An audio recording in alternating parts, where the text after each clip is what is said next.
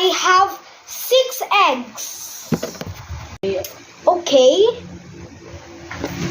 I broke 2. You broke 2. I cooked 2. You cooked 2. And I ate 2. You ate 2. So how many eggs are left? Because I broke 2, I ate 2, and I cooked 2. Of course, nothing. It's 0. It's not 0. That's not the answer.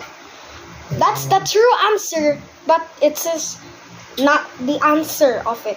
Huh? It's 0 because you broke 2, you cooked 2, and you ate 2. Okay, listen again.